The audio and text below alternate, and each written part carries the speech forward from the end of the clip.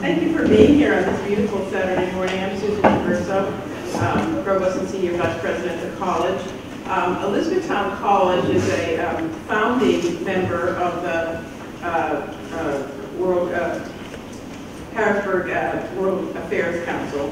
And our partnership began when this really dynamic new member of the Harrisburg community came to us and said, I've been all over the world and here I am. And at Elizabethtown College, we love when that happens.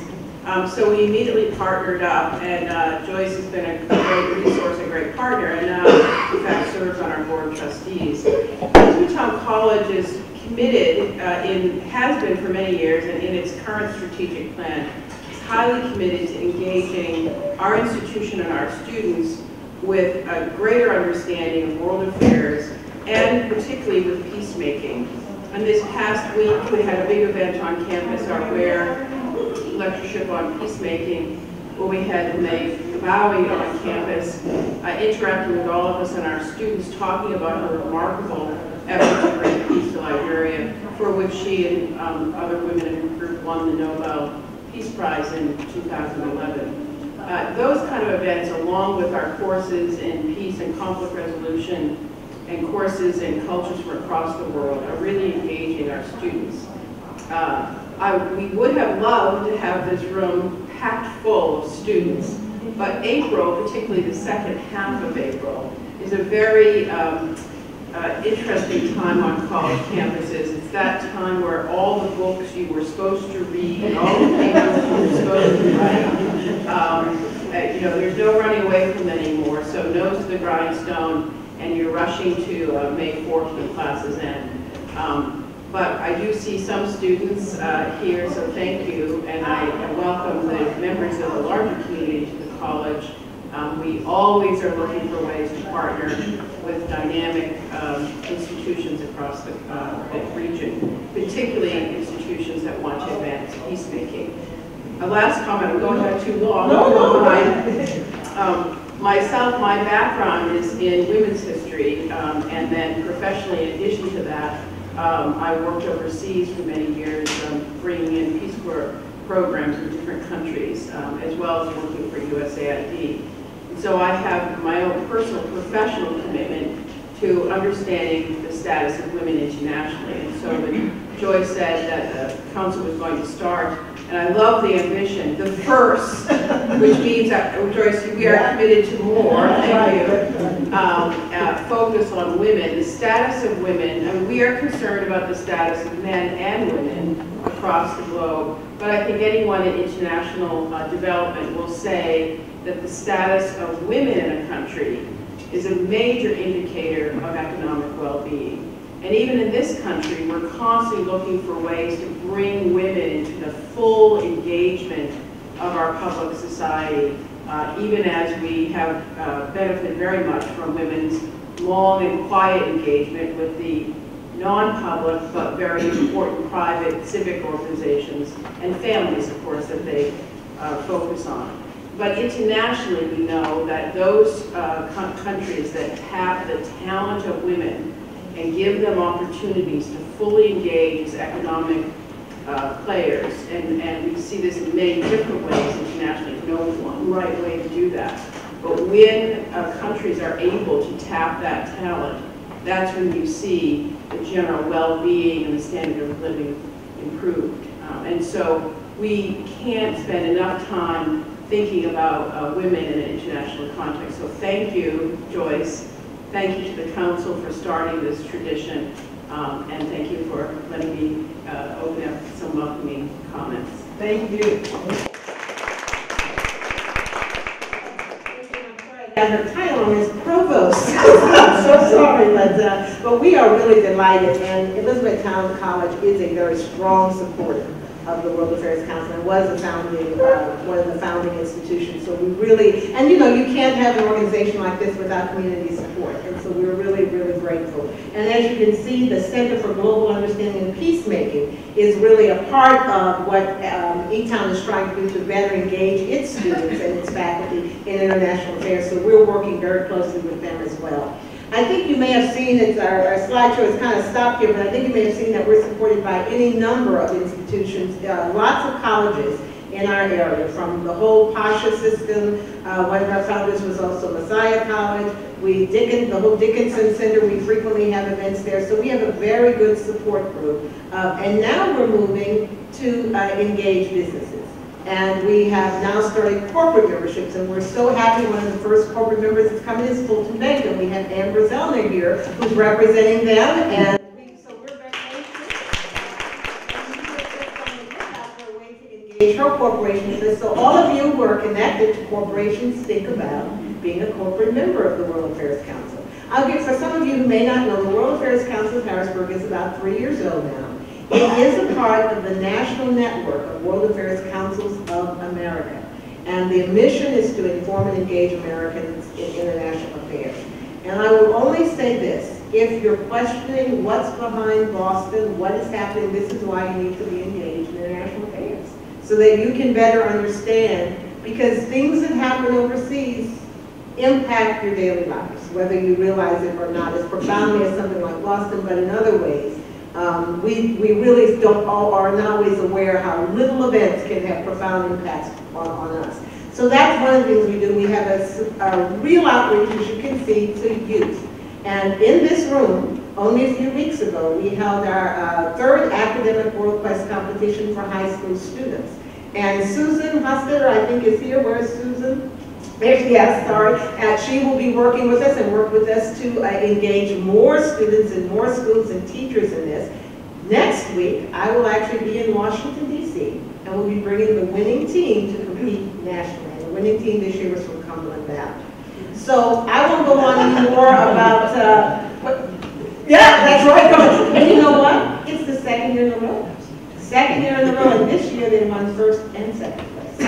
So CV is another very strong supporter of the council, and we bring our speakers to schools, and so that the kids can engage with many of them. So we really have a strong outreach. The other thing this summer, we will have our internship program again for high school and college students. And we already have several students who have signed up, several from CV as well as from Harrisburg Academy and SciTech and Central Dauphin East. So if you know of any students who are interested, let us know. Okay, with that, we just ask you, if you're not a member, to consider joining the World Affairs Council, but I will now go into our event for the day. And this is our first International Women's Conference, Women at the Frontier. The idea for this conference actually came about several ways. Amber sent me a note saying, why aren't we doing anything for International Women's Day? And I said, well, we tried to get something together for International Women's Day, but we really needed more time to pull together something more substantive. And then I sat down and had coffee with a lady who's on her way here, Reverend Marcy Nicholas. And we talked about the issues that women in the clergy are facing. I said, you know what? All of this needs to come together, and we're going to do a conference to look at issues impacting women today. So that's the background for this. And so with that, we have lined up a series of panels. The first panel will provide an overview of many different issues that are impacting women. The second panel is going to be a little bit more focused, and it is really going to look at this issue of women in the clergy. And they are really, again, at the frontier. We know women are really breaking through barriers. But when you burst through barriers, I know because I've done it, there's a lot of stress. There's a lot of issues you have to deal with. And it's good to come together and to learn from each other. And it's so glad. I also want to thank the men who are here, including my husband, Russell Goodman, who's a board member. So thank you to them. My son, Cole Goodman, who's here. So thank you to the men who are here. And it is good for me to also acknowledge our board members. Pat Gadsden is here. Verna Edmonds is here. Who else am I missing on the board? Am I missing someone else? And Russell.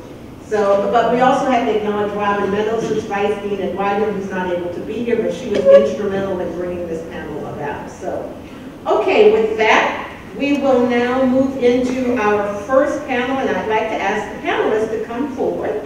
And I think they know who they are, but I will still say them. We will have, yes, Nancy Latimore, who come forward, and I'll give you a little bios on them. Dr. Terry, Barbara Terry, and Deeter Gallaher, and Commissioner Barbara Cross.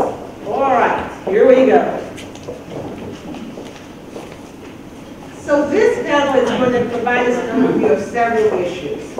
And I will give you a little bit of the bios, although we do have a bio sheet there that you can, I won't go into a whole lot of detail. But we have with us for this panel Deeter Gallaher, who is author of Women in High Gear. And she is owner of the Deeter Gallaher Group, which is a marketing PR firm. She's also co-author with Amy D. Howell of the book that is for sale here, Women in High Gear, a guide for entrepreneurs, on-rampers, and aspiring executives. I think that's everyone in the room, really. So, and we're really delighted to have her here. She is really going to open and provide, you know, just some context about what women are facing as they try to become these guiding lights in our society.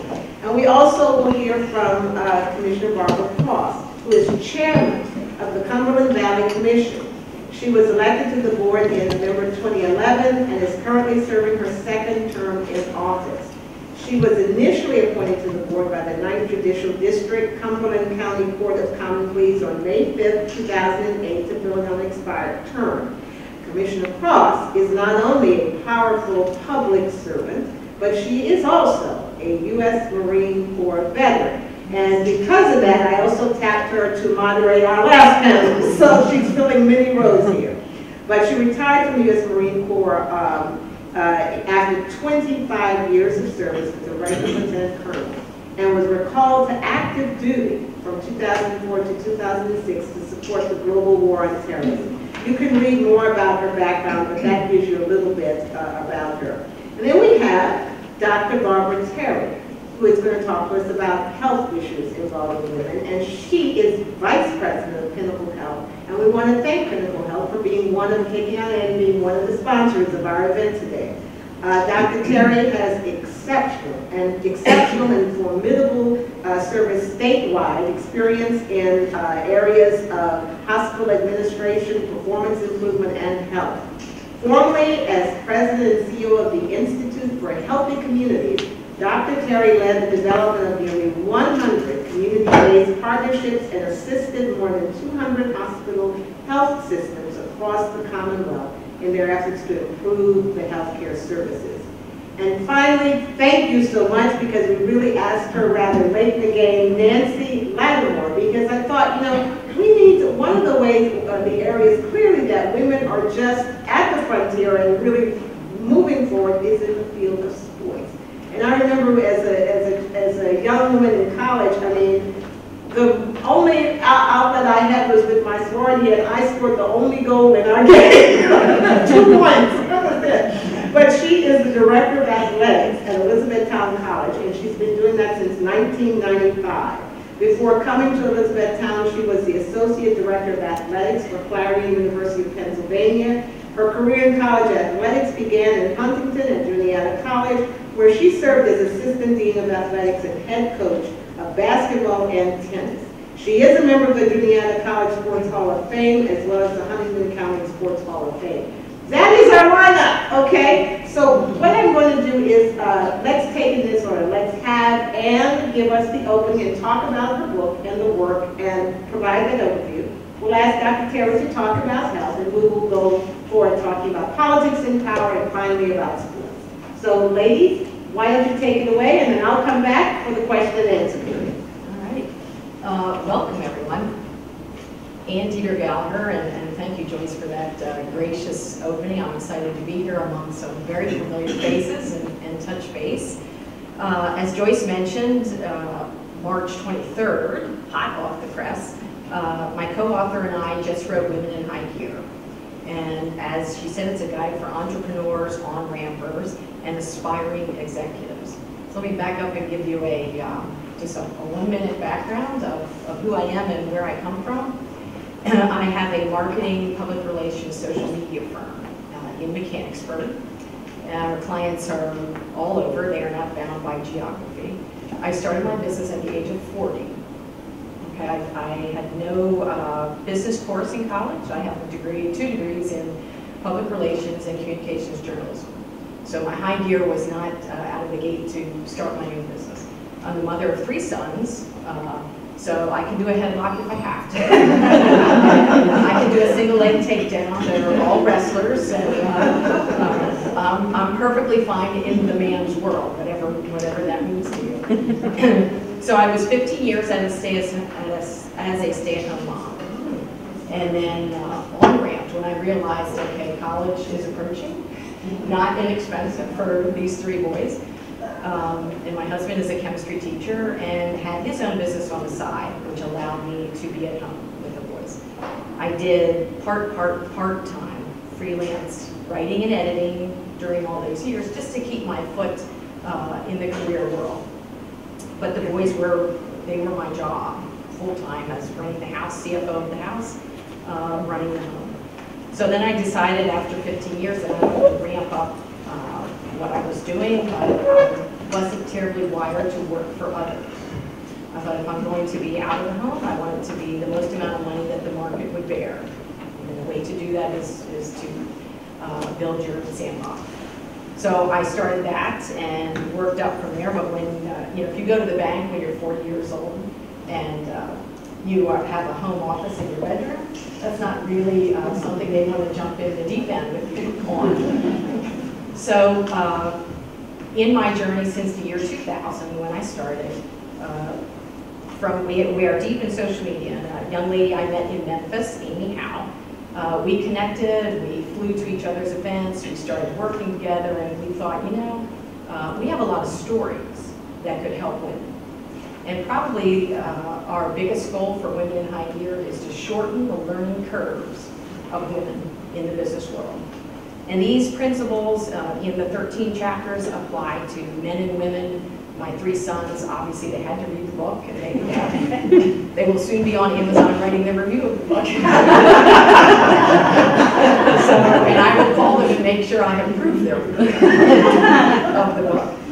But there are so many stories out there. And my high gear now, at the age of 53, may not be anybody else's high gear. But the beauty of being in business now are the amazing opportunities. I mean, if you can think it, if you're a big idea young lady, you can do it. And probably 90% of my clients are men. They're all CEOs. I will say age 50 and up. Not one of them said, "Ann, what did you do for 15 years? What was this gap? What was the value that we were bringing?" I was running Bible schools and Cub Scout leader for 7 years and doing every bulletin board you ever saw. So it was all non-billable time, but it was, extreme negotiating skills we learned. If you can get 3 boys to bed on time, then you're a good negotiator. So leveraging all of that and just healthy disregard for the impossible. And, not having people say, well, that's not a very good idea. So if you're not on board, you need to get out of my way, and we'll make things happen. So that was the foundation of my business, and grew out to 13 chapters to really help others navigate from emotional intelligence to emotional resilience. And Amy and I have both been successful in the world of business and connecting with people and high-ranking CEOs, and every one of them have helped us.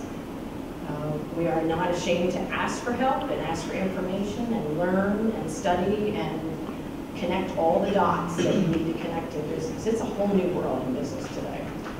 And, for women, there are so many opportunities. There are so many opportunities to start your own business.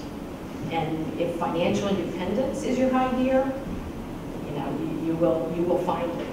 If your high gear is a C-suite, you want to be a CFO, a CEO, women, you can find that too. And you can make that happen with the right tools and the right people in your network, the right organizations. Here is an incredible start to start connecting these dots of how you can make a difference in policy, in finance, in business, in healthcare. Heaven knows we need big ideas in healthcare. In IT, one of my clients is a 2,100 member engineering firm with work all around the world. So you can connect to your high gear strategically, and there are ways where people don't look at me as a woman in business. They look at me as someone at the table with big ideas who can help us reach our financial goal, our strategic goal, our growth goal, changing policy in DC. We need the best and the brightest. And your gender, we're hoping eventually the gender is irrelevant. We want your intelligence and your ability to work together and collaborate and move the needle for everyone. And high gear, economically, for the United States, we need everyone in high gear. We need everyone to be on their game, to be able to work together, to make things happen. So it isn't just although the title is Women in High Gear, the principles apply to everyone, young and old. I have a little story in there for the college students. I was hyper-focused on GPA in college and studied very hard not to negate that for everyone in higher ed. It's extremely valuable. But when a young person comes to my office for a job interview, I want to know, I do look at the GPA. It's a metric, just like the SAT scores. It's the only metric we have now. But I want to know, have you extended your hand to introduce yourself to me? Have you followed me on Twitter? Do you know what I say? Do you know who I know? Does your university president know who you are? Have you connected some dots in your world that shows that you have emotional intelligence? If I check the Twitter stream and you are undisciplined in what you say, I'm not willing to go a step further. So there are really qualities that we in the business world look for. We expect our higher ed institutions to send us young people that think out of the box, that can connect dots for themselves and be curious, not be right all the time, not even to have the best idea, but be willing to think big. And we want your curiosity. We want the people that you know, and we find a way to get you on our team, and that's the case.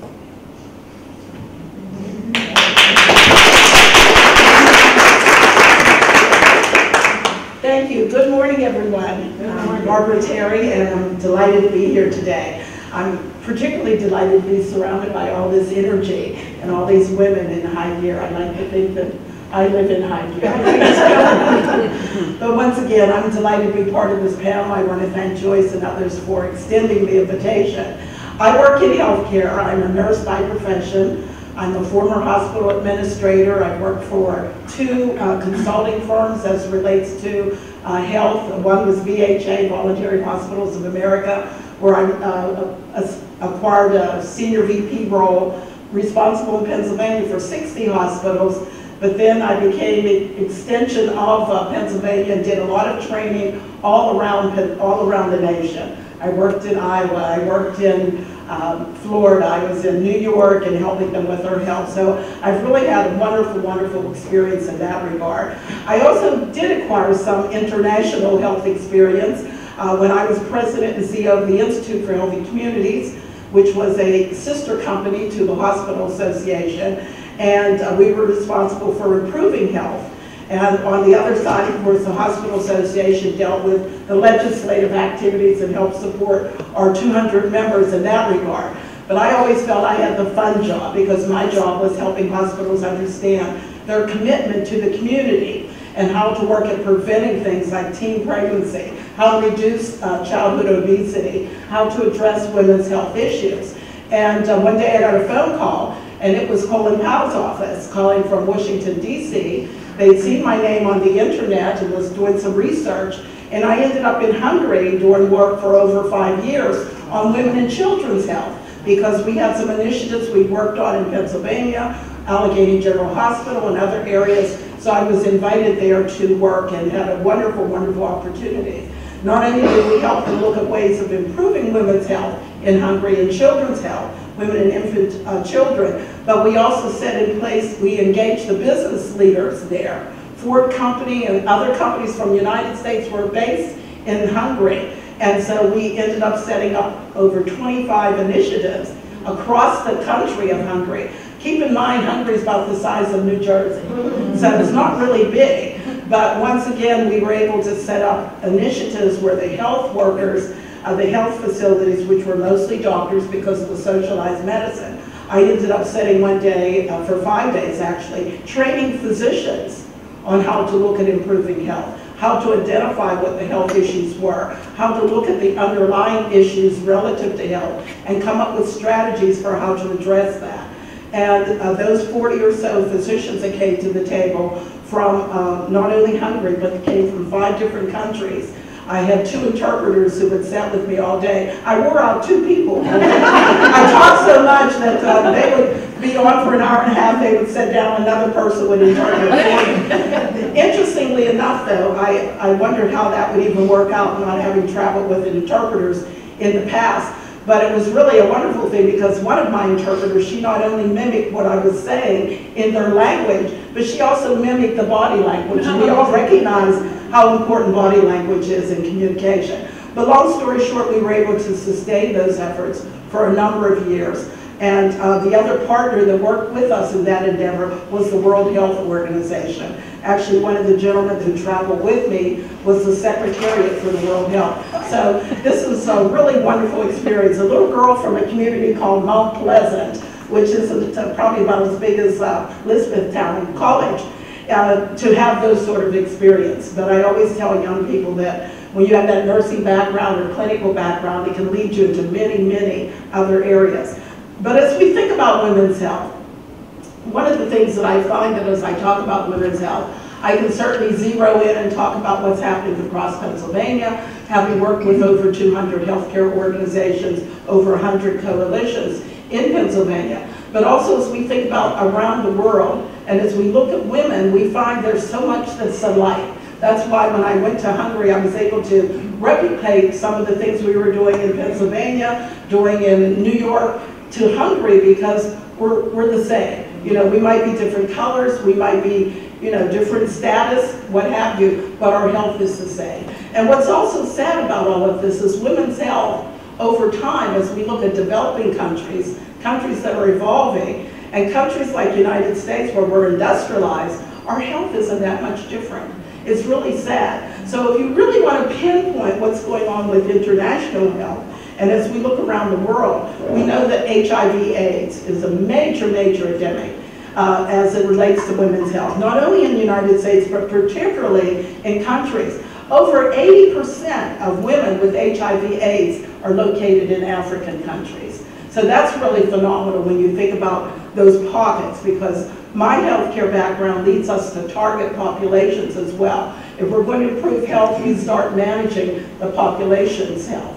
And that's where we're working at as a Pinnacle Health System. I'm on a team with Dr. Beauregard and others, and how do we manage the health of our population, which means we have to target those individuals who have some really extreme health conditions. So for women ages 15 to 44, HIV/AIDS is the leading cause of death around the world. And that's pretty scary when we think about that.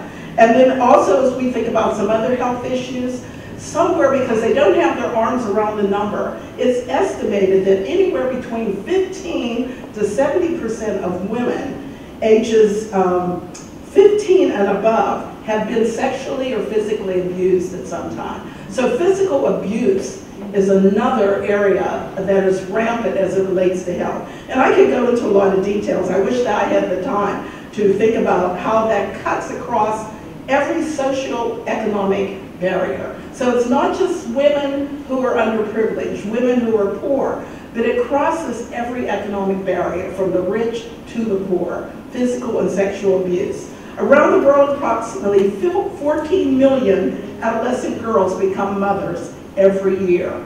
14 million adolescents become mothers. Think about that. And 90% of these young mothers live in developing countries. So we see that outside of the parameters of United States, but then as we drive home, closer to home, we have a lot of issues, even though it has improved. My boss is one of his things that he's really passionate about, that we're beginning to do some work with our Harrisburg schools and other initiatives, is around teen pregnancies. We had a young lady, 13 years old, that just recently had a baby in our hospital. We've had them as young as 11 years old.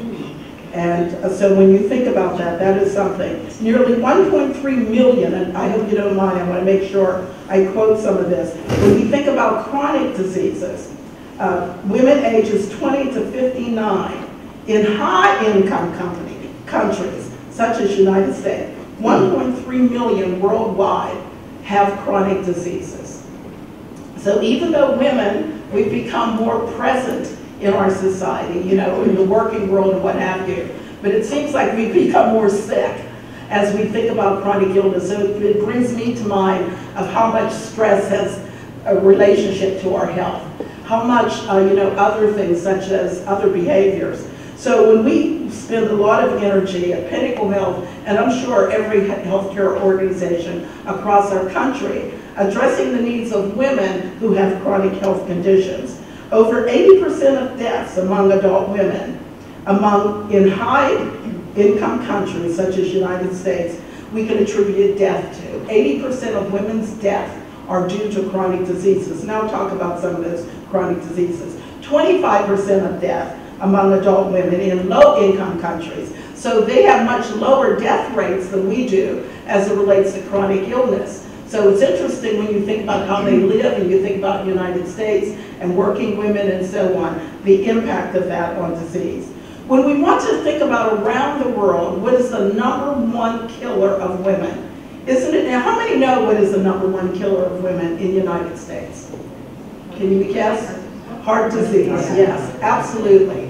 And when we look around the world, guess what? Heart disease is the #1 killer around the world. Forms of cancer such as breast cancer are the second killer around the world for women. So we could kind of weigh in things and we think about chronic illnesses. I'm talking about cardiovascular illness, I'm talking about diabetes, I'm talking about high cholesterol, I'm talking about chronic obstructive lung disease such as asthma, emphysema, and what is underlying a lot of that? Smoking. When I worked in Hungary, I had the opportunity, I was invited to an estate dinner, and at the time George Bush was president, young George Bush, and his uncle, Charles Walker, his mother's brother, was the ambassador at the time to Hungary. And so I was invited to this very elegant dinner to meet them and to talk with them. And his wife, the first thing she said to me, I hope you could do something about smoking in Hungary. So when we look at the United States, we look at other countries, underlying a lot of that chronic disease is a rampant increase of women smoking. Even though men smoke 10 times higher overall than women, it's increasing, and particularly among young women. So think about smoking as underlying. Smoking is an indicator for heart disease, diabetes, all of those chronic diseases that I mentioned earlier. Underlying that is a behavioral issue as it relates to smoking, as it relates to our health. So when we think about women's health, part of that's because of the aggressive marketing that has been done to make smoking look appealing, particularly to young women or adolescent women or young girls. There's a young lady that's at our office, and I know she's probably soon out of school, and I see her taking such frequent breaks. We have a non-smoking campus, and I see her around the building, you know, kind of hiding where the bus is and things like that, and she's smoking. So when we think about that, how smoking has become such an issue, not only in Hungary and European countries, but all around the world. So when we look at our health, and as we come a little closer to home, I want to talk a little bit about our health as it relates to Pennsylvania and some of the things that we're doing. And as a health system with health disease and certainly women's health. We do have a women's health center at Pinnacle Health, so we do focus on women. #1, women make most of the decisions about health for the whole family. So it's very relevant for hospitals to target women as it relates to their health. So we certainly want to make sure that women are taking care of themselves. When you think about breast cancer, mammograms, next month we have what we call a mammogram program. We do a mammogram tea, and we actually offer free mammograms to women throughout the course of the year, because a lot of women who have not had a mammogram end up with breast cancer at the point in time when it's diagnosed too late. So we find that particularly among African American and Hispanic women, that's a high incidence of breast cancer that is diagnosed too late. If it's diagnosed early on, then there's opportunity, of course, through mammograms and other things, to be able to treat it early and be able to get a 100% cure rate. So among Latino and Hispanic women, heart disease, of course, is the highest incidence of health, as well as among African American women. Second to that is, what do you think after heart disease among African American and Hispanic women? Anybody have any thoughts about what might be second?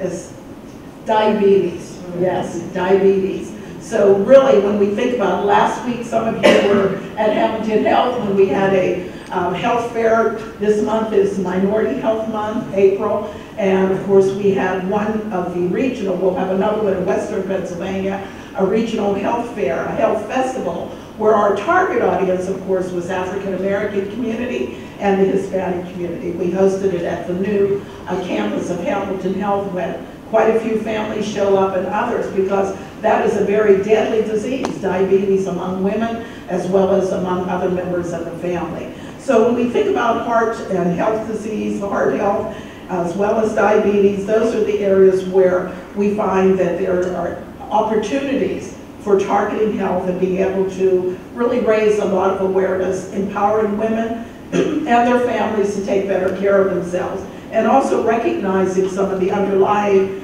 health issues such as obesity. Excuse me, a little tickle this morning. I also learned that this area is the allergy capital. I didn't have allergies till I came to this region in 1998, and it was really interesting. So, you know, those of us who have allergies, we have to be very careful, or else we become adults with asthma and chronic obstructive lung disease. So, nevertheless, as we think about our health, we really have to think about women's health as it relates to heart disease, as it relates to certain forms of cancer, as it relates to diabetes, many of which, when we think about chronic health disease, 70% of it can be prevented. And interestingly enough, Sister Edmonds knows that next week we'll be at our Ministers' Wives Conference, and I'll be talking about health next Saturday morning. And statistics tell us if we lose 5 to 7% of our weight, you know, do the math. If you're 100 pounds, 100-pound person, and you lose 5 to 7 pounds, you can improve your risk factor as it relates to heart disease, diabetes, high cholesterol by about 70%. And I recall myself, and let me give you a personal example, because of my family history, my mother's family was almost wiped out with heart disease by the time I was a teenager. My mother died of heart disease and a stroke when she was very young, in her 40s. I was 14 years old. So heart disease caught up with me when I was in my 40s, and I started having high blood pressure. One day my blood pressure was 110 or 102, always very, low, and the next day it was 180. And it just seemed like we couldn't get it down. It took the doctors about 8, 9 months, 3 blood pressure medications to get my blood pressure down. Well, I had obviously, when I went to work in my job at VHA, and I'll give you a personal example of how we could empower ourselves to take better care of ourselves. And I didn't mean to do this, but let me just give you a personal example. I had gained about 15 pounds when I went to this job, because I traveled 4 days out of every week, 52 weeks a year, or 40-some weeks a year. Obviously had vacation once in a while. And because I was away from home and traveling so much, I decided to become a carrot cake connoisseur. So everywhere I went, it was probably good for that. So late in the evening when I was alone and I'm prepping for the next day, I would have a piece of carrot cake. So a few months later, 10, 15 pounds later, and here I was with high blood pressure and on 3 blood pressure medications. After about a year or so of really trying to adjust to these medications and my blood pressure going like this all the time, and the doctor saying, we can't seem to get it regulated, I thought, I need to take control. I'm a nurse, and I have to take better control of myself. And the doctor said, well, there's nothing really you can do. It's your family history. You're going to have high blood pressure for the rest of your life. And I said, no, I'm not. I'm not going to have high blood pressure for the rest of my life. So I decided to give up the carrot cake as well as other things. Went on a regimen of eating lots of fruits and vegetables, eating oatmeal in the mornings, 5 5 to 6 fruit and vegetables, like they say, recommended, is really, really good. Several months later, it took me almost a year, 30 pounds later, slowly they took me off of one blood pressure pill after the other, as well as bringing down my cholesterol by about 100 points. So you can take control of your health. And as women, we are role models for our family and for others, and we have to exercise that sort of control. Once we understand the condition, once we understand the risk factors as it relates to our health, and particularly for women of color, we know we have a higher risk factors than anyone else, that we're going to die sooner than anyone else unless we take care of ourselves. And so when I tell this story to people, they say, wow, with your background and your family history, you were able to bring your blood pressure down. My blood pressure is maintained right now about 114, 117, at the highest over 70 or so. But it's because of exercise. I'm trying to get on that treadmill. I've actually burned out 3 treadmills. My husband went to the gym, and he said, "Where do you purchase your treadmill?" My husband has burned up, my wife has burned up 2 of them, so he bought me one that the fitness place used, and I've had it for several years. So, and even my children, they say when they get on the treadmill, they have to reprogram it because they get on it. My daughter, who's very young and very physically fit, she said, I get on Mom's treadmill and it starts going up, up, up. And so I do that every day for, trying to burn about 2 miles every day and really try to take care of ourselves. Because otherwise, we will be those statistics that I shared with you. And each one of us has the power to take better control of ourselves. So I thank you for being here.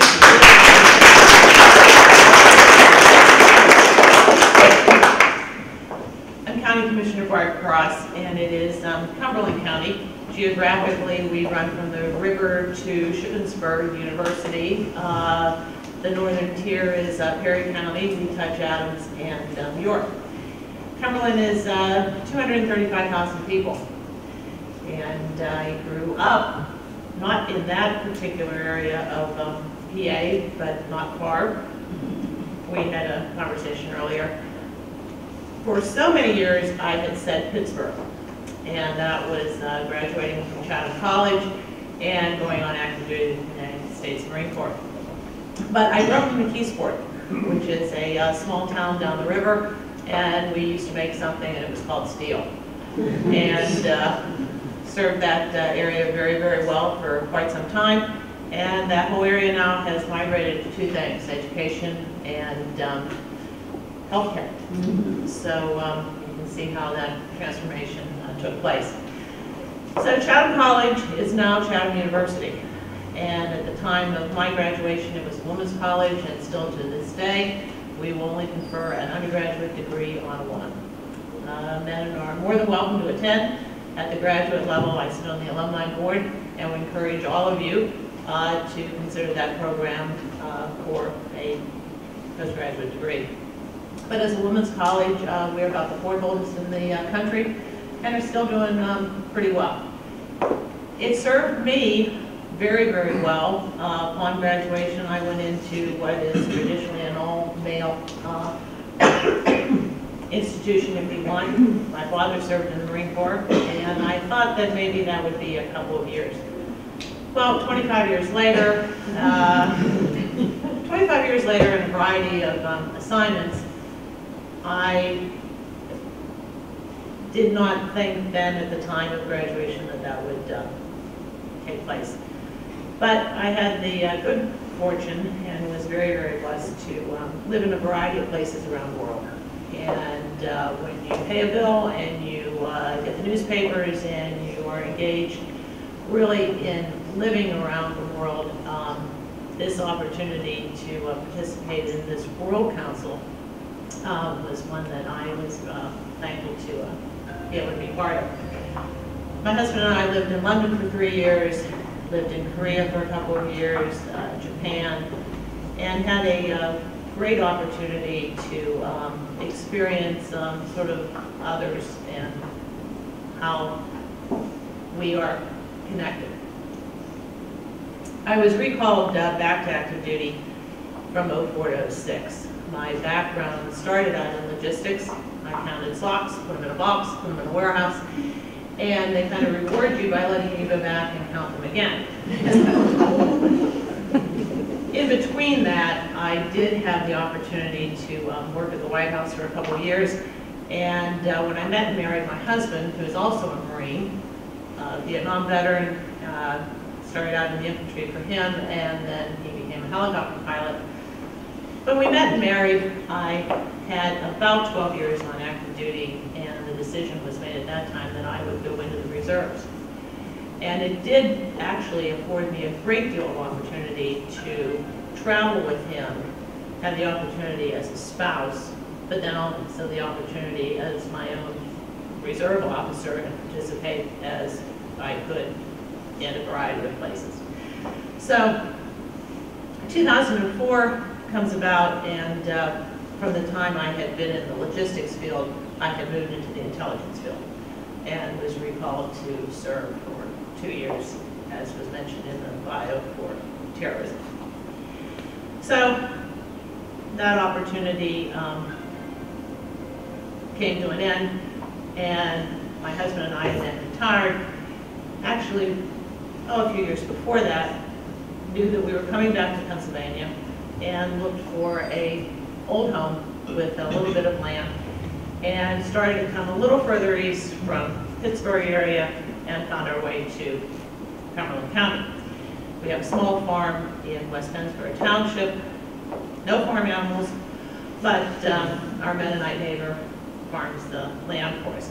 The criteria was simply this: no doorbell and no drapes. So I kind of see you coming up that road, and for my relatives who have come from Pittsburgh, the angst is that there are no drapes. So they're in the upstairs guest bedroom, and it's Barbara, where are the drapes? There are no drapes. There are cows. There's nobody to see. But for some reason, we all sort of from the urban areas can't quite get to the, don't worry, you don't need the drapes. So I have the bumper sticker that says 4 words: no farms, no food. And that is sort of another aspect of a discussion we can have.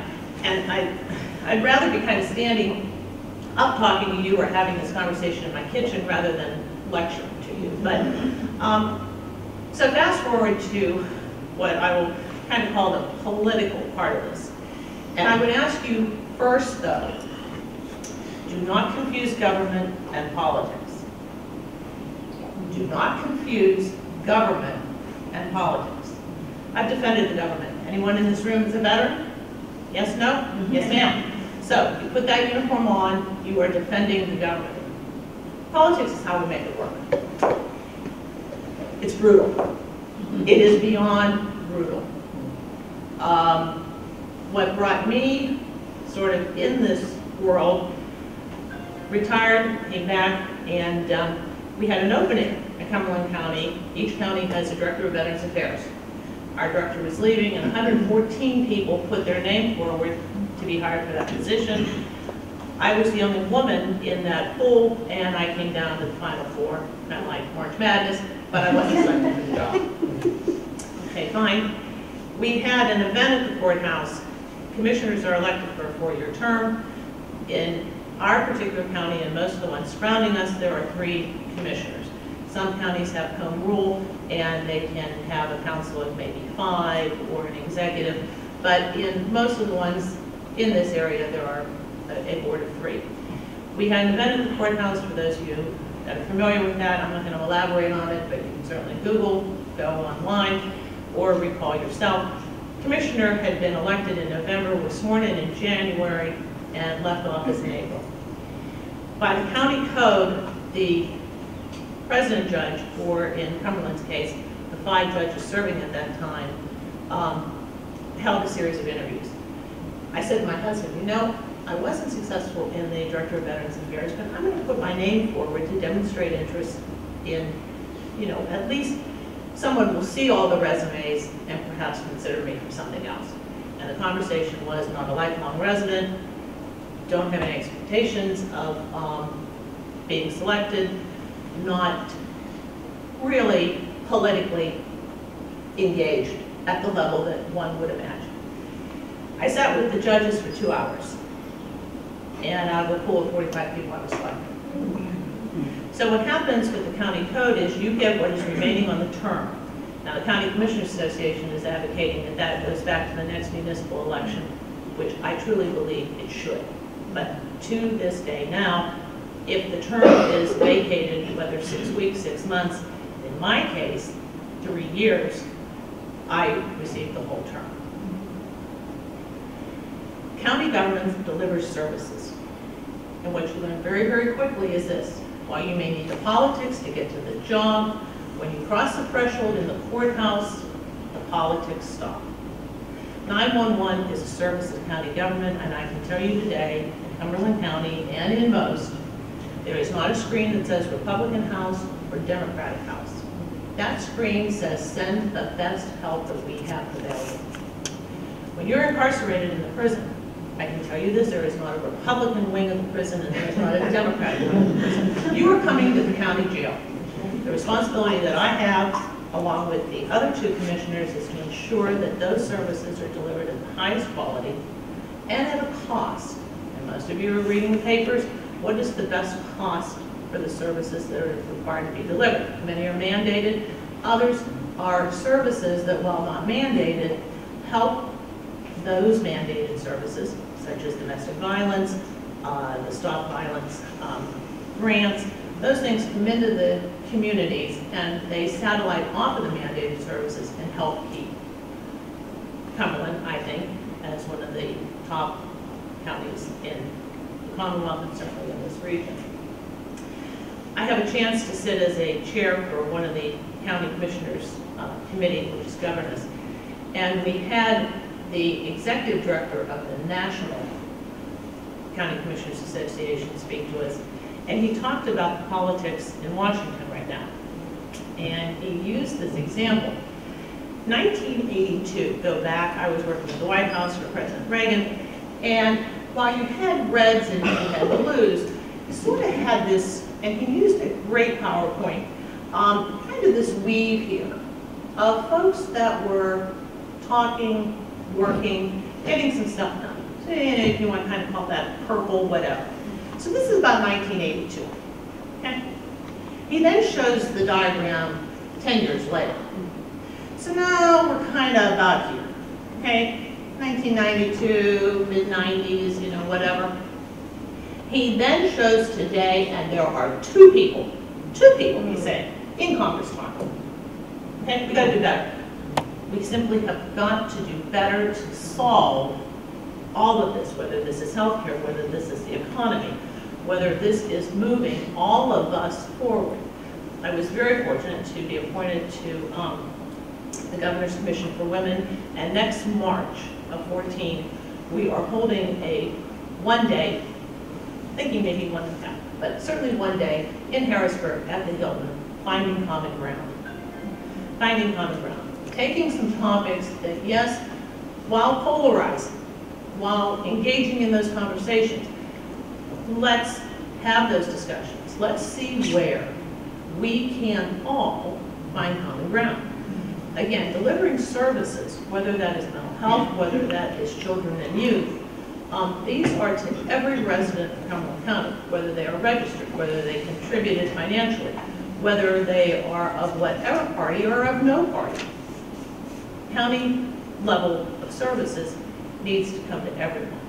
And I can tell you that I only need to get this individual to support me, and I can touch your wallet faster than the president. I can touch your wallet and taxes on one other vote faster than the school board, which maybe 6 or 7 people there, Congress, and to include Harrisburg. I need one other vote to raise county taxes. Now, proportionately to school taxes, maybe not so high, but it is still that system that we have. But arguably, for those who are wearing a uniform, it is the very best system in the world. Everybody wants it. Everybody wants this government. Nobody, I think, will up and said, we really want these politics. But we don't want these politics now. We're not seeing the elder statesmen, women, coming forward to say, let's have a respectful conversation. Let's disagree on this, okay? But what is in the very best interest of everyone? That we can agree to make something happen. And that is what is sort of missing, in my personal view, on how we get all of it kind of working together.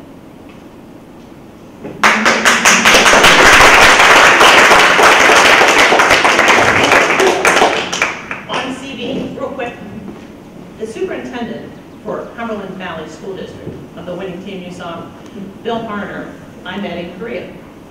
So I'm not surprised. Bill's been very, very, as the superintendent at Cumberland Valley, very, very innovative in languages, reaching out, and we met a few years ago while we were both serving in Korea, and I'm not surprised that that's not the He's team. on our board. Is he really? Oh, yeah. There you go. Yes. Tell you what to do. Good. Nancy? I was born in Pittsburgh in Allegheny General Hospital, so you must put the Western Pennsylvania natives at this end of the table. Allegheny General. Well, good morning. When Provost Traverso was talking earlier, she was talking about, when women are involved actively in a country, that the economy is stronger and the standard of living improves. I like to think that women who have sports experience, that have been involved in athletic programs, are prepared to be some of those leaders and to make a difference in society, and we've seen it. Before we start, I was curious, and gentlemen, I'm going to exclude you from my survey, but I was wondering how many of you participated in college level athletics? How many females in the room participated in college level athletics? Anyone? Except for the sorority meeting. Okay, I think we have 2 and a current 3. Okay, and one of our current athletes. I was curious how many of you participated in high school level athletics. Many more. And how many of you participated prior to 1972, prior to Title IX?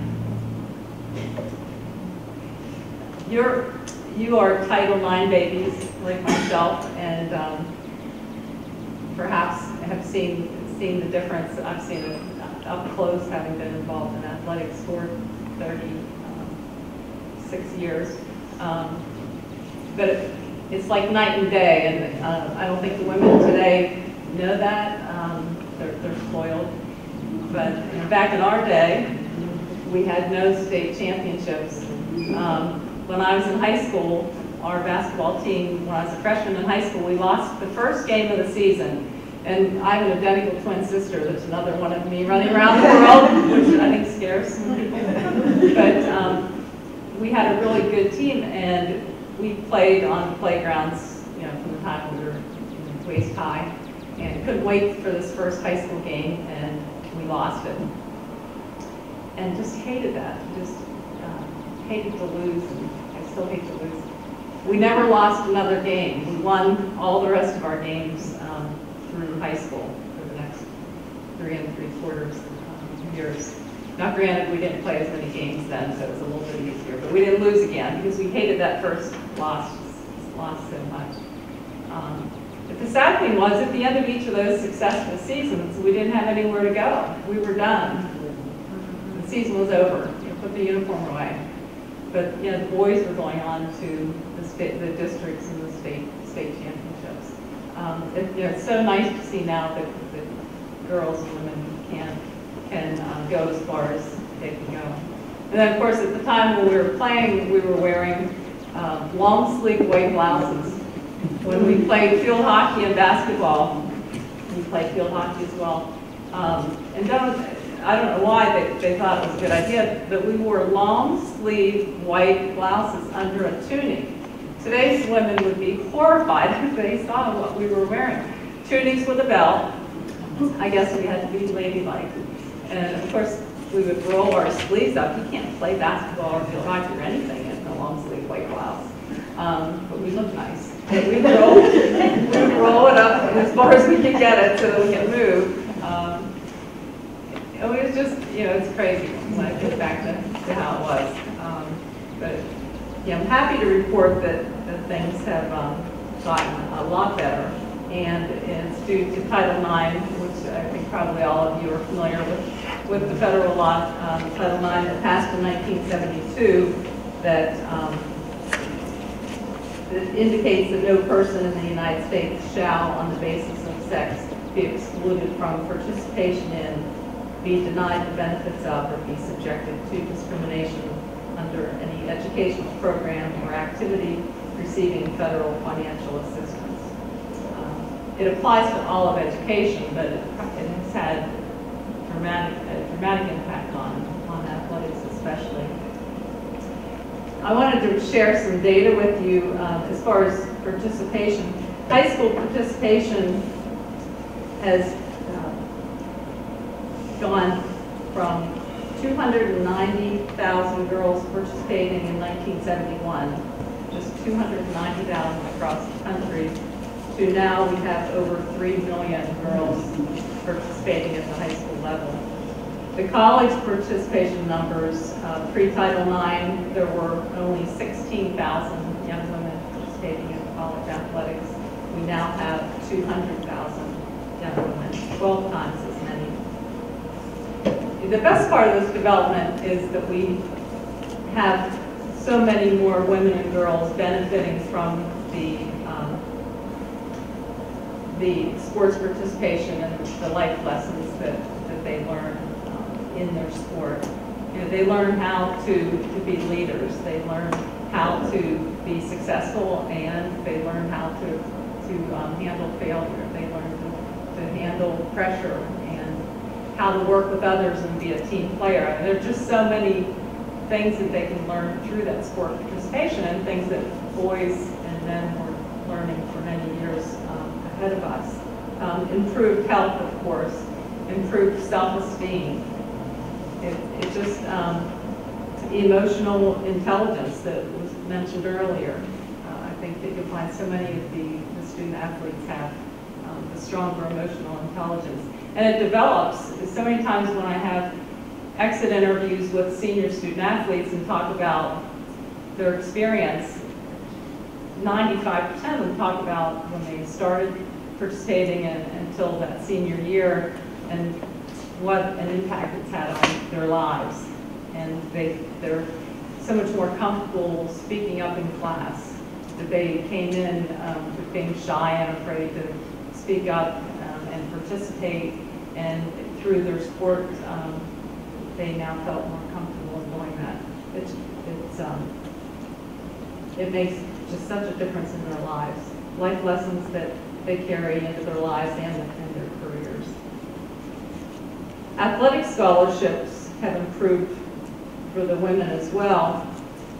In 1971, pre-Title IX, there was little or no athletic scholarships available for women. I saw a figure once that said approximately $100,000 was awarded to women at that time. I doubt it. I don't.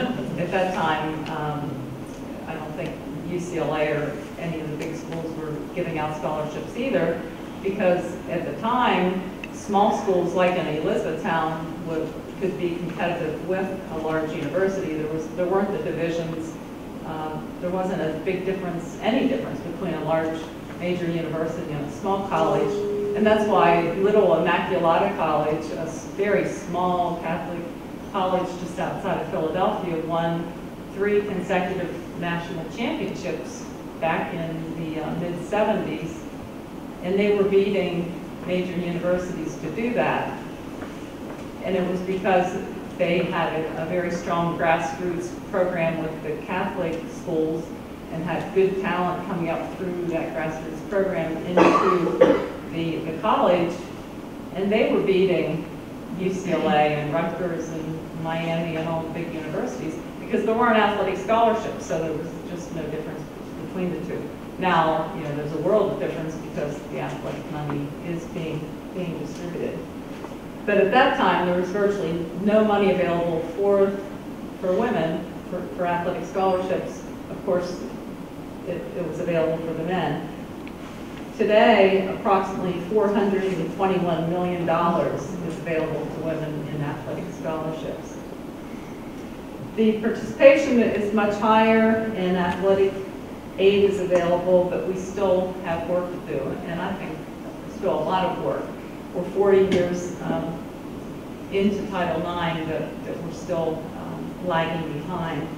Female athletes receive the $421 million in athletic scholarships. However, that's $183 million less than male athletes receive. It's estimated that colleges and universities across the country are spending $1 billion more on men's college sports programs than they are on women's programs. And a lot of it, I think, it's the scholarships, but also the salaries, the multi-million-dollar salaries that the football and basketball coaches are receiving. I think it's certainly making a difference there. Many of the colleges and universities are not in compliance with Title IX, and I think part of it is that I think a lot of athletic directors have good intentions, and they are much more supportive of women's programs than they were certainly 40 years ago. But they're still not willing to take the money away from the football program, to take the money away from the men's basketball program at the major universities and put it into women's programs or put it into the minor men's programs. Really, the men's programs, aside from football and basketball, are in the same boat. But they're just not really willing to redistribute the monies. They don't want to hurt those programs. And so there's still a fairly significant gap on a lot of campuses. And the Department of Education, who's supposed to enforce this, hasn't done that. They jump in occasionally if a lawsuit is filed, but it's not investigated very often. At a school like Elizabethtown, it's a lot simpler to be in compliance. I must say, we don't have football, and so it's much easier for me as an athletic director to spread the resources out and support all 22 of our programs in a fair way. So I must say, I don't have the challenge that some of my colleagues do that have football and have to figure out how to do that redistribution.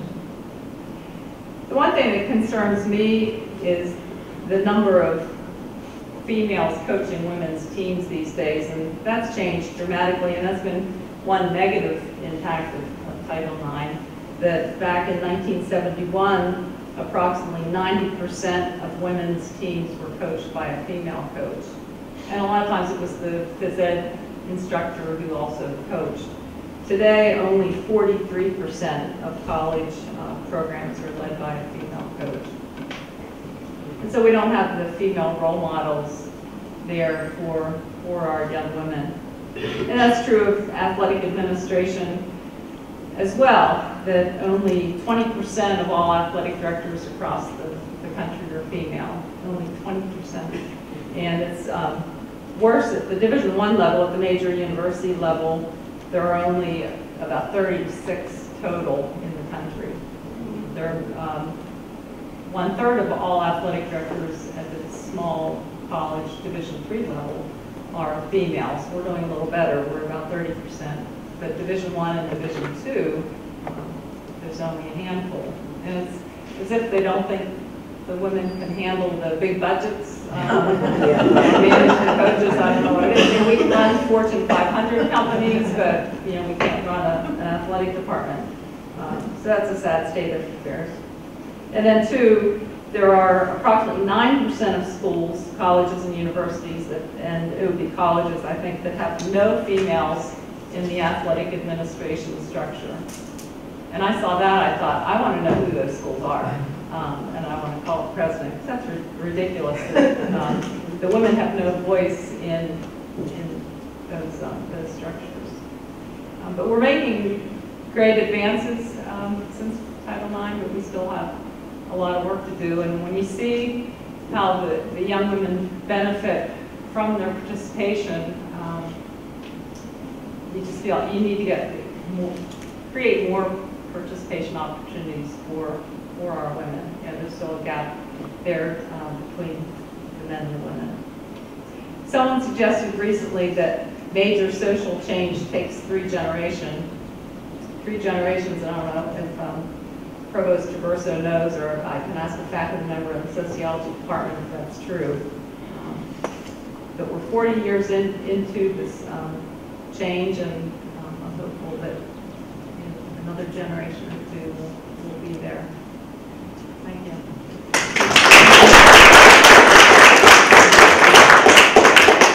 Well, I think we've had a very good overview of some of the issues that are involved with women today, and I again thank the panelists. It was very interesting hearing my friend Ann, now she's a very good friend, talk about she entered the workforce at 40 after raising a family, and I became a mother almost at 40 after having a full career and doing things my way and not having to worry about it. The truth is, I don't think I could have had the career that I had as a foreign correspondent and editor and journalist if I had, a commitment as a child. So there are really different paths to where we are. Well, I'm a little older than you, but you can see that there are different ways that women have managed wherever they are, and there are more opportunities to do that in today's world. But we've heard this, and one of the questions, just to get us started, unless someone has a question right off the bat, is again, I really wanted to talk about the issue of health, and I think you all can comment on this. I'm going to ask something provocative. We seem to be moving into the era of not only taking self-control of your health, but perhaps being, if not nudged along, forced to take control of your health by higher premiums or by laws against sugary drinks. What are your thoughts on, clearly health matters. If you're an entrepreneur, it definitely matters. What are your thoughts on government or legislators moving to force you to be healthy? I'm sorry. Well, I think we all might be able to address this from different perspectives. But I think what is happening, certainly because of the high cost of health care, let's think about for just a moment of what's driving that. As I mentioned earlier, when we see health getting not so much better, we're certainly much more aware. We have a lot of tools to help us with our health. There's a lot of people to help us with our health, but yet it seems like health is much more costly than it ever has been. As we think about our nation and the cost of health care, it's very extreme. We can't continue as we are. And the government, obviously, and others want to fix health care. So the way that it is fixed by imposing a lot of laws.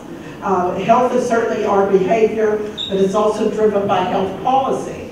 And so when you think about health policy, there are places where, and there are states where you must, if you're a restaurateur, you must put in, your menu must be described with what the calories are, what the content is. And we see that as a big help. I mean, we go to McDonald's, we go to what are some of the places my grandkids drive me to? Subway, and gives you nutritional information. So we're much more aware, but also I think it is an area where we have to take more responsibility. Because obviously when we think about our health, 50% of our health is our behavior.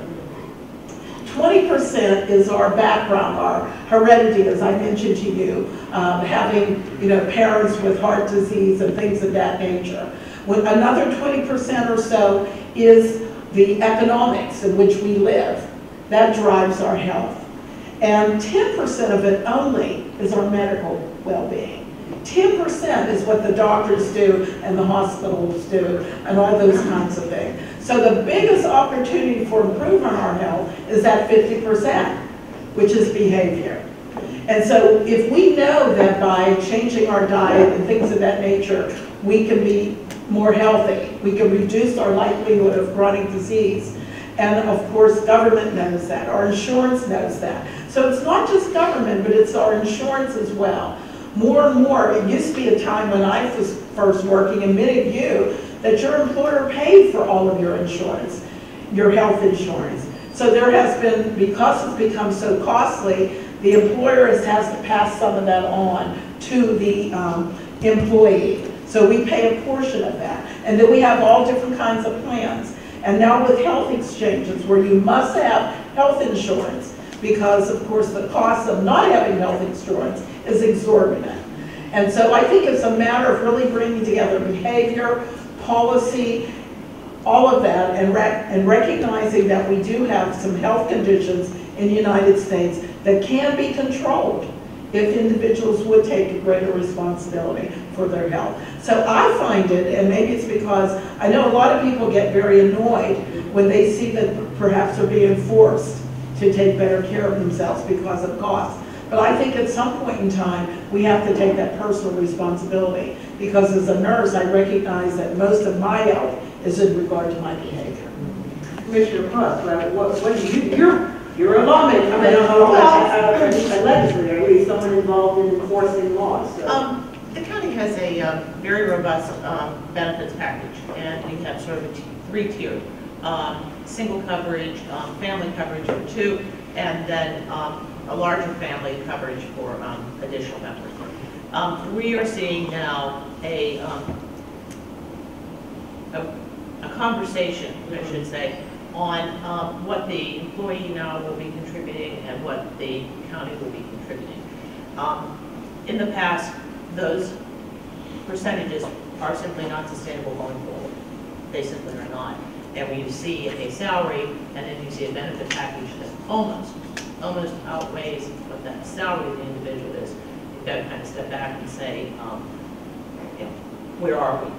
And then what can we do? Ideally, that smoke-free campus, we so have, certainly for the buildings. Yet, it is a public building purchased with tax dollars, and so is that sidewalk then controlled by us for no smoking, or is that your right as a taxpayer to do so? So you get that little bit of a dance. I can tell you that Cumberland still maintains our nursing facility. Many counties have divested from the responsibility that they had owning a structure as a nursing facility. Cumberland still does. It is an enterprise fund, does not take taxpayer dollars to support that. We have about 300 and some beds, and we have a workforce about 500. There is also the conversation at the state level of aging in place and delivering services to those in your home. So in a very rural county such as Cumberland, those challenges then come forward in how you get those services to a population that has been encouraged to age in place. With, again, reasonable help that you can do that. Where do we see this going? I think that there will be that conversation that you will have to take greater responsibility, and whether or not that coverage for your family is going to be addressed in the future, or the question is, do you only have the responsibility for the individual that is employed by the county? Or can you go to that next payee if your partner or your spouse, or there's another source to bring that, funding in? So. But legislating healthy behavior, how do you feel about that? We have a wellness program. We do. And everyone has advocated for those best practices. Can you legislate good behavior? I think you can only encourage good behavior. I think there's a very fine line on the individual's, again, history, which has to be recognized, and then what you can encourage each and every one to do as a society, recognizing that those costs, in some cases, such as a taxpayer, go back to you. Go ahead. I recently went through the long-term care insurance thing. Did you know as of April 15th in Pennsylvania, women will be paying 15%, 20% more per premium than men? And this has come from 2 individual people who did my research, because I got in under the wire. And because we live longer. I was going to say, because we live longer. We live longer. I mean, how unfair is that? You take the and then that's You're where being it is. punished. I'm throwing it out there, there it Yeah. is. Yes. This is for both the commissioner and the woman in healthcare. I'm 26, and for most of my life, I've had other people involved in my healthcare decisions. I've had my parents, I was in the military, and they kind of do what they want with you. And now I'm in the civilian world. I have 2 children of my own. And what I'm finding is our policymakers, the people that make these laws and legislate and decide, on our insurance benefits and stuff, a lot of them are primarily male. So they don't, at least I don't feel like they understand the needs and the requirements of women for healthcare. And I feel like with this urgency to bring costs down and to put a lot of healthcare decisions back on the individual and encourage healthy lifestyle decisions, at the same time, they're not really helping us. There's a lot of conflicting information. I have a history of breast cancer in my family with the women. And so I was raised, you get your mammograms every year, you go get your pap smear and your women's wellness exams and things every year. Now we have, these big, what do they call them? The folks that look into healthcare requirements and how often should we do this and the screenings and things. Now they're trying to tell women, you don't need a mammogram every year. You don't need these services. So the insurance companies are saying, hey, these experts in healthcare are saying you don't need these, so we're not paying for these anymore. So how do we get these policymakers and people that don't understand, how do we bridge that gap so that women can, take proactive steps and be in charge of their healthcare and be in charge of their life and to prevent these problems that y'all are, bringing forward as major issues and are really causing a decline in the number of women and the longevity that we have. As you were talking, I noticed Dr. Gorbash, who was smiling because she was agreeing with you on many of those issues. Well, real quick, I can tell you in the Senate for Pennsylvania, I believe today, I can make the statement, the only individual with healthcare background in the Senate of the state Senate of PA is Senator Vance.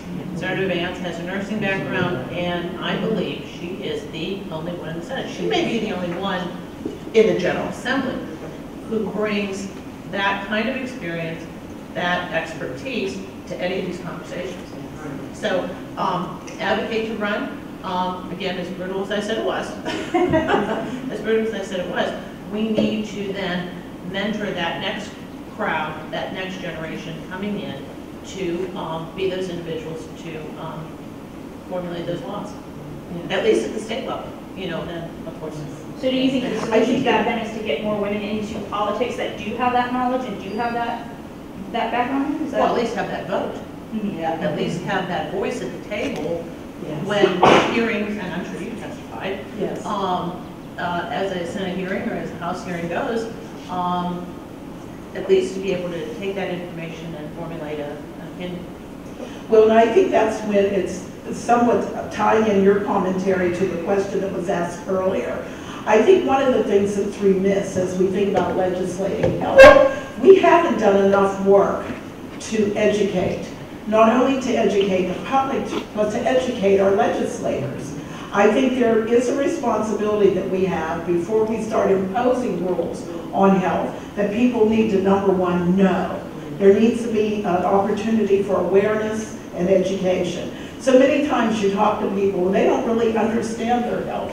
And if you include health, language barriers and all those kinds of things, health literacy, we spend a lot of time. You could ask a group of people in the room who are not low income but are high income, did you understand everything your doctor told you? Probably 90% will say no. So health literacy is a big, big issue. And neither legislative, nor insurers, nor healthcare providers have done enough work to put emphasis on paying for prevention, which comes back to your question. And the reason that many times they change the protocols for whether you need a mammogram or you don't is because of cost. And they're not looking at the risk factor side, because recognizing the risk factors for individuals, particularly women, can vary depending on their family, depending on their heredity, depending on so many things. So I think before we start legislating health, we need to make sure there's been sufficient education. And there's not been too many people that have been focused on that. I do know that Senator Vance has been a significant advocate. I've worked with her with various policies. She is a strong advocate for health. And if you get information to her, she will share it and she will take it forward. So we're talking about something that's not only state, but we're talking nationally. There's been very, very little money in our country put into prevention.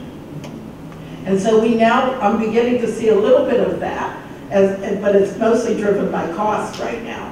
So we have to really work hard, and I think there is an opportunity for each and every one of us to be much more astute in what we're telling our legislators, what we're requiring of them, and what we want them to speak to on our behalf. But then I would think for women who are in business, especially for themselves, this whole issue has got to be, I mean. Well, there's another component, which is probably the elephant in the room, is who is paying for all this. So you can create the policy to our Yes. and we have the best Yes. healthcare in the world, but 85% of the economy is small business. So it's easy to, I mean, I just met with Senator Toomey and Senator Casey and the U.S. Chamber. So the president's initiatives are extremely unpopular with small business. Because there's a reality, who's buying the MRI? Who's paying for the mammograms if you want them twice a year or 3 times a year?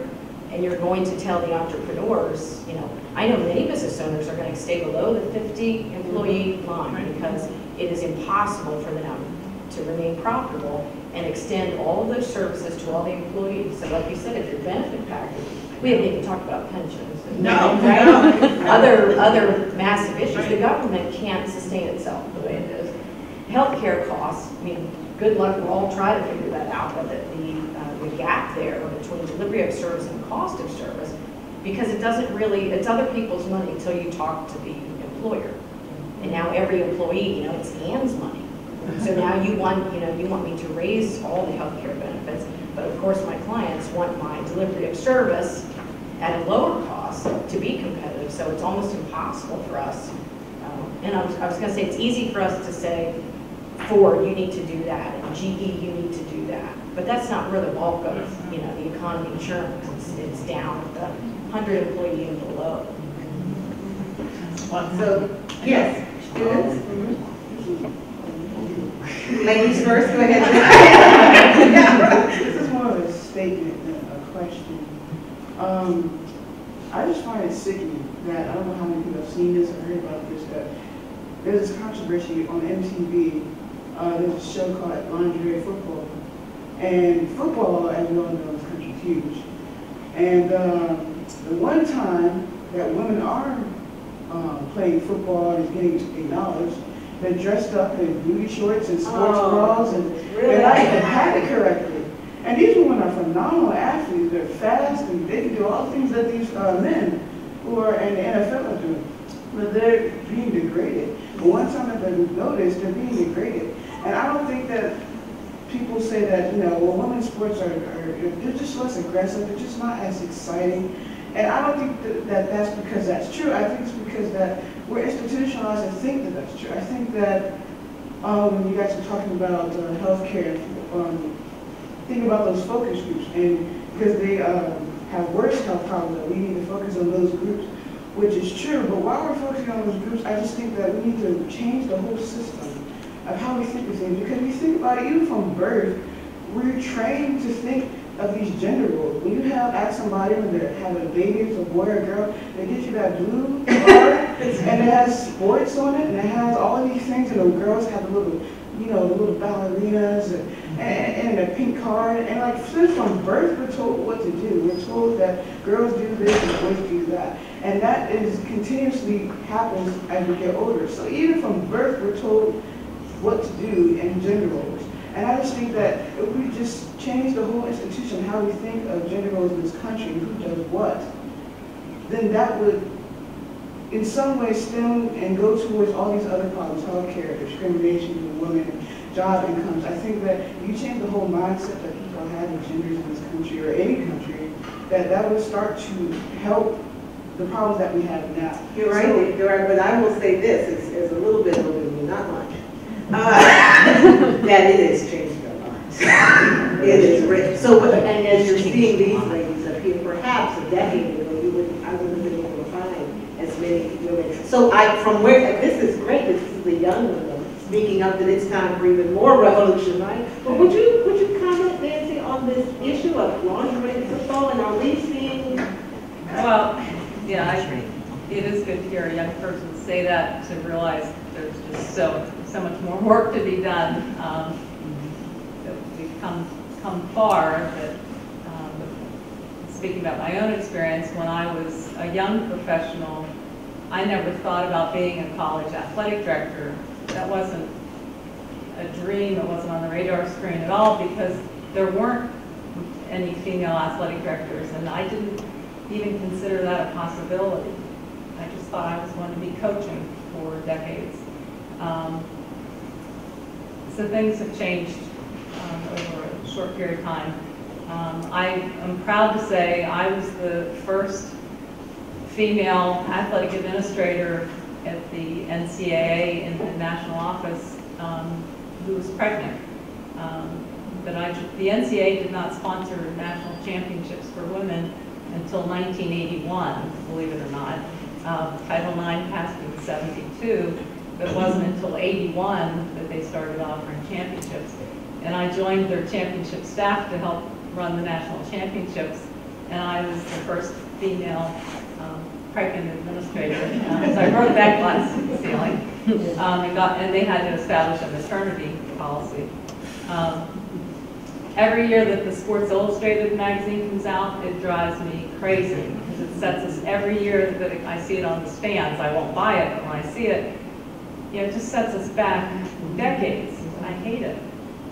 The media, is not helping us. I do recognize that things have changed significantly, and I believe that they will continue to do so. But when you look at TV and you look at the workplace and you look at just school, you still see this male dominance or some dominance. And because of their privilege, men have a tendency to say, well, there are female this, there are female that, but 1 out of 10 men is not, it's something, but it's not everything in the eyes of a woman. There's still that 1 out of 10. And men have a privilege to say, well, at least you have that one. And they also have a tendency now to say that it's their fault. They're not working hard enough. They're not, women don't put themselves out there to make men. They just, and that whole mentality is not just themselves. It's how things are in this country. In the society. Yeah, I hear you. Let Provost Traverso, I think she had a question, and then Nicole. Well, I just wanted to respond to your sort of asking about, well, what about, sort of the government's role? Yeah. And I do think the government has a role in helping us be a strong nation. They ask us to wear seatbelts and helmets and things. But I think, particularly with people in leadership, I'm very taken by this notion of the nudge advocated at the University of Chicago, that institutions, public and private, can set up their benefit package or their pension plan or how they set up a campus to nudge people towards wellness. So that people have to opt out of the higher pension contribution rather than opt in, since we know young employees should be saving more. But we set up our benefit plan, even here, and I'm working to change this nudge the other direction, that it's default to the higher savings, and then you opt out of that. And other things in health we could do, and at the college, we have, under the Dean of Students Leadership, really reconfigured what was basically a campus health medical office to now a wellness program with preventative health, with counseling that's robust, and sort of trying to suggest that students on our campus, everyone should be connected to wellness, as opposed to going to the nurse when you're ill. And now we're talking about building a significant facility that would include a wellness center, and using phrases like every student every day into the sports wellness fitness center. It's not just for the athletes, it's for all students. So I think that institutions, and if they're good leaders, we can nudge people towards wellness without necessarily mandating it, so that particularly young people pick up most of the habits they have throughout life. You see them forming them in college and high school. So we could work with educational institutions to help people become that it's not an effort to be well, it's just become part of their life. So I do think the government plays a role, but I think all of us have to play a part. The other thing, I think that's good, and the education that Dr. Terry is talking about, colleges could take that on big time to make sure the young people are really knowledgeable about what smoking really does to you. But the other thing I was going to say, two provocative things, and then I'll let Master Cole ask a question. But, you know, I question whether healthcare should be connected, I mean, to employment. I mean, in much of the world it isn't. It is not, you still have your health insurance, whether or not you're employed. So the cost is a different system.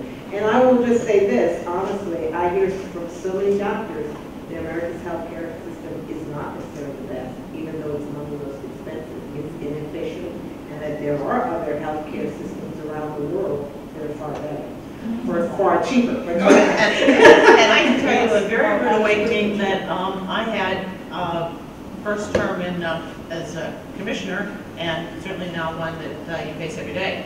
There are 374 people incarcerated in the county prison today. Traditionally, your sentence is about 24 months. When you cross that threshold, your medical issues become the taxpayers in Cumberland County. Wow. So I can tell you that it is $16,000 to lift you out of Carlisle Regional in a helicopter to Hershey. Okay? So the taxpayers of Cumberland County take on the responsibility of everyone who is incarcerated in the county jails medical care. Wow. There you So, go. inmate medical is a concern. So you don't have health insurance, you just get arrested. Yes, Cole. Hi, I would just like to say thank you for your talks, and it's an honor to ask a question being the third of the male population. but my question is directed towards Commissioner Cross. We had Lima Bowie speak on campus about 2 or 3 days ago, and she said that it's a disgrace that there has not been a woman president in this country. Now, in my opinion, we've only had one woman who's qualified to be president, and that's Hillary Clinton. And we haven't seen the women who are qualified, like Governor Hernandez of New Mexico or Governor Nikki Haley, step up to that plate to take on that office. So how are we going to encourage women in this country to do that? More, qualified women in politics. Run for the president in your future commissioner. Brutal answer, money. Money. We have elevated this game, okay, to the bottom line, and that is money. How much can you raise? Who will invest in you? And what do you bring to the table? That is a brutal, but I believe, I think naive as I was when I got the appointment, then I was encouraged to run. And even at that local level, I mean, you will see today tax collectors with yard signs. Where have we come? I mean, where have we moved that a tax collector is getting a yard sign? We have. And I think that women may not open their checkbooks. The college that I attended in the university today has the Elsie Hillman Chair for Women in Politics and Government. And we run a course open to men and women called Ready to Run. And I've sat on a panel in running in high heels. And I'm telling you, it is brutal. With the idea that I have got to raise so much money to even be considered as a formidable candidate. Not an electable candidate. And I think that that's what you're saying. Those individuals who are electable may not necessarily be fundraisers. And will women open their checkbook to other women? Will men open their checkbook to a woman candidate? Oh, she's too much. Oh, she's not okay. Oh, she, skirts are too short. Why doesn't she color her hair? She wears that red jacket. How many times I know she's a Republican? I mean, she just wears that red jacket. I mean, it is an in your face kind of thing. Okay, and we always see that with male candidates too. There's that sort of room and tweak and whatever as to the qualifications that you have, what you bring, and I think the political system is just cash. And do you have any plans of running for the I knocked on about 10,000 doors in Cumberland County, and a couple real brief encounters were on a Saturday just like this. Why is the president bombing Libya? Tell you what, I truly don't have a clue. I respect that man, but he didn't ask me. No one is engaged at what you do locally. And as I said earlier, you can cut your wallet faster than the president, but that individual answering that door on that day, through whatever media outlet, wanted to know why the president was bombing, asked me, that face of government, that face of local politician, why is he bombing Libya? Knock on the door. Or, you're doing a pretty good job. I'm going to vote for you again. Thank you so very much. I need all your help. I need all your support. I need all your relatives and all your friends. Close the door and leave. Here's the deal. You've never voted for me in your life. I was not on that ballot. This is the very first time. I was appointed for that term, which I told you about. Okay? Only once. That's my name went on the ballot. People are not engaged through education, through what maybe my age, civics, social science, whatever you want to call it, at your local level, where zoning committees, planning commissions, township supervisors, the president cannot rezone your land, and I'll tell you, on an economic disaster, you suddenly have a rezoning of your neighborhood, your property, and how that will impact the community. But that's the level, yet the media sort of has everybody at the 50,000 feet when you really need to be down at that local school board, that local planning commission, and that local zoning. Susan, you had a question? Oh, well, I was wondering, is there any conversation at the legislative level about removing that financial obstacle, such as having a public campaign chest, where everybody, all the candidates get the same amount of money, and you remove that time it takes to fundraise? Why should it be that only wealthy people or people who are good at fundraising get to be candidates? Why can't we remove that financial, everybody on their tax gets $1 or something, you have a publicly funded campaign chest, and everybody gets a split. Well, you may have your own personal committee, then you have the all others. You have sort of the voice of the people, let's say, example, not real, I made that up. They will then have their own campaign finance laws, and they will bring in a vote. So while you can stand there and simply say, I am not going to spend, that is not what your entourage may be spending on your behalf. So that conversation needs to be there. European nations, Middle East, 6 weeks. I don't care whether you spend $5 billion in 6 weeks. Call the election. This is it. You got 6 weeks. Buy your yard signs, do whatever. That's it. We've ratcheted it up now. People are announcing they're running for, congressional seats 2 years out. They've bought media already on those congressional seats. So again, I was on a plane coming back to the States, and Margaret Thatcher left. We was just like that. All the election done. So that is a huge conversation to have. Yeah. Narrow this window to 6 weeks, and that's it. All right, I think Dr. Durbash, you had a question? Oh, I just... And then I'll have Reverend Nicholas. Okay, just so many comments. A bunch of different questions.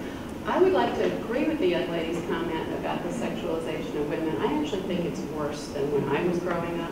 And I did grow up at a time when we had to vote for the right to wear pants to school in 7th grade. We didn't have the right to protect them. So, but the overt sexualization of women locally through the internet, I think, has really worsened.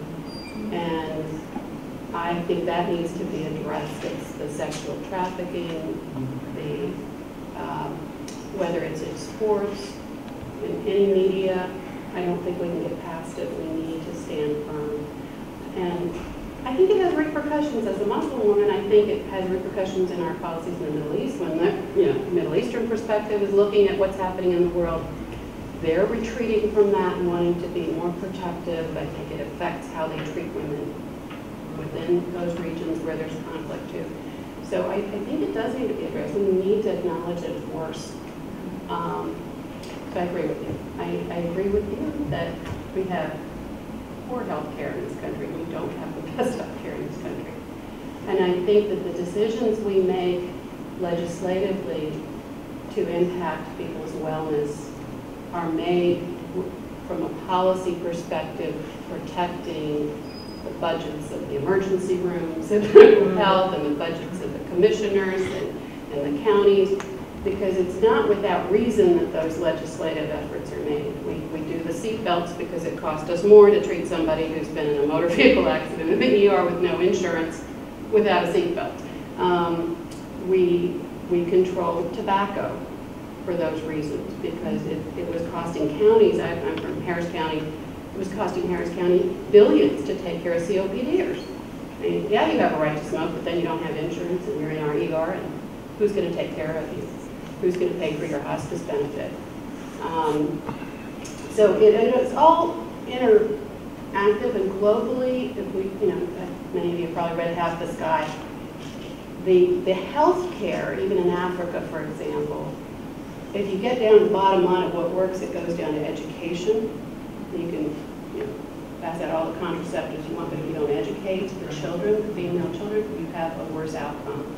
So even in this country, education, we're seeing schools being closed, teachers being cut.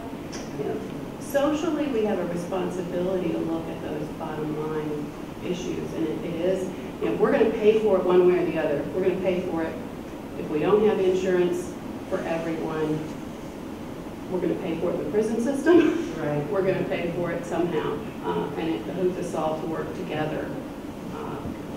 We're going to take one more question, and we'll wrap up for our break. But when I would report in the Muslim world, and I did a lot of reporting with Islamists, people who, and it was shocking to me when I was going to talk about the status of women in the Muslim world, and they say, let's talk about the status of women in the Western world. Right. And I said, well, you're discriminating against your women. They said, then you're exploiting your women. Mm-hmm. So it was like, I was, not for a loop when I thought I was coming in as self-righteous with the Western women, and they're saying, look at how you're using women's bodies to sell soap and cigarettes, and so you're right. I mean, it's different perspective. Reverend Nicholas will take the last question. I was just going to comment on the young man who asked about women in leadership. Right.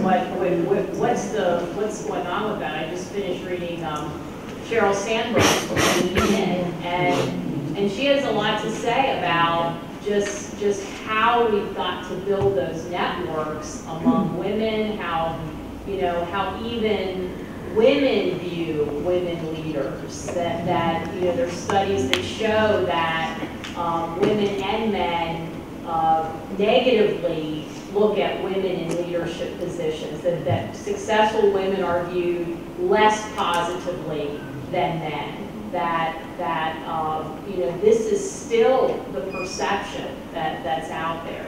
They did this study with Howard and Heidi, two similar portfolios. As soon as they put the name Heidi there on this portfolio, which was actually a man's, people were less positive. She's not really that good. It was the exact same portfolio.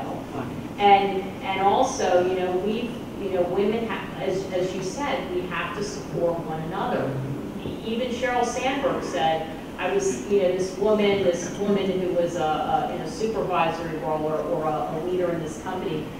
She was not happy with some of Cheryl's work, and Sheryl took this very negatively, and she even reflected on herself. She said, if it had been a man, I wouldn't have taken it so personally. But because it was a woman, she responded in a different way. So even our own perceptions can hold us back sometimes. How we perceive women in leadership positions. How do we flick on and off that, become very aware of how we're perceiving, are we really perceiving this woman as a leader, as positively, or are we just perceiving her as a woman, so that carries with it all this other stuff, that just kicks in, and we've got to be aware of when that's kicking in. I know you want to, I'm going to end on a positive note, because I also just finished reading the book, and some very good points, but one point to end on a positive note, that the studies in that chapter about likability indicate that as organizations have more women in leadership, that negative sense is diminished. And so I would say, it's wonderful to see a panel of women leaders, and I think we need to have more women in leadership because that will help diminish this issue with likability, and people will begin to see the talents of both men and women, what's going to move an institution or a country ahead.